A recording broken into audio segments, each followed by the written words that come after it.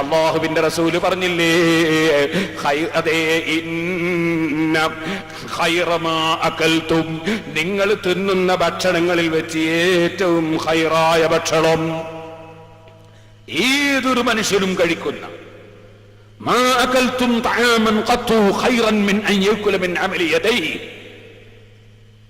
മാ അകല അഹദുൻ തആമൻ ഖത്തു ഖൈറൻ മിൻ അൻ യഅകുല മിൻ അമലി യദൈഹി. ജോലിയെടുത്ത് ജീവിക്കുന്നവൻ, ആ ജോലി മുഖേന കിട്ടുന്നതിനാൽ ഭക്ഷണം കഴിച്ച് ജീവിക്കുന്നവൻ, അവനേക്കാൾ ഖൈറായ ഭക്ഷണം കഴിക്കുന്ന വേറെ ഒരാളില്ല. തൊഴിലെടുത്ത് ജീവിക്കുന്നവൻ ഭാഗ്യവാനാ, ഖൈറായ ഭക്ഷണം കഴിക്കുന്നവനാണ്. ചെറുപ്പക്കാർ വെറുതെ നടക്കരുത്, ജോലി എടുക്കണം. വെറുതെ നടക്കുമ്പോഴാ തോന്നുക ഡിസംബർ 6 ഒരു കല്ലെടുത്തിട്ട് റോട്ടുമ്മൽ വെച്ചാൽ എന്താ, അല്ലെങ്കിൽ ഏതെങ്കിലും ഒരു ഓവാലത്തിന്റെ മുകളിൽ ഇരുന്നിട്ട് എന്തെങ്കിലും ഒരു ബോംബ് ഉണ്ടാക്കുന്നതിനെ പറ്റി ആലോചിച്ചാൽ എന്താ, വെറുതെ നടക്കുമ്പോ തോന്നുക. അതുകൊണ്ട് ജോലി എടുക്കണം ചെറുപ്പക്കാരൊക്കെ, ജോലി ഉണ്ടാകണം. വെറുതെ ഇരിക്കുമ്പോഴാണ് എന്തെങ്കിലും ഇങ്ങനെ തോന്നുക, ആ റോട്ടിൽ മെല്ലെ പോയിട്ട് ആ ബസ്സിന് ഒരു കൊടുത്താൽ എന്താ. ഇങ്ങനെ തീവ്രവാദത്തിന്റെ ചിന്ത മനസ്സിന് വരെ ജോലി ഇല്ലാതിരിക്കുമ്പോഴാ. ജോലി വേണം ആളുകൾ. ജോലിയെടുത്ത് ജീവിക്കുന്നവൻ ഖൈറായ ജീവിതമുള്ളവൻ, ഏറ്റവും ഖൈറായ ഭക്ഷണം കഴിക്കുന്നവൻ. മുതലാളിമാരുടെ മക്കളും ജോലി എടുക്കണം, വെറുതെ നടക്കരുത്.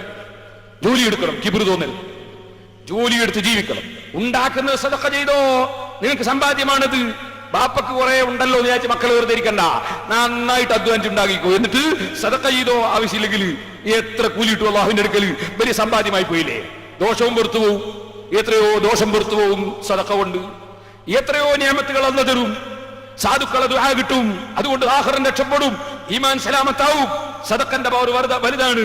ഇന്നലെ ഞാൻ കുറച്ച് പറഞ്ഞതേ ഉള്ളൂ, പറയാൻ സമയമില്ല, എന്നും പറയുന്നില്ല, പറഞ്ഞാൽ അത് തീരൂല, അതുകൊണ്ട് അങ്ങോട്ട് കിടക്കുന്നില്ല.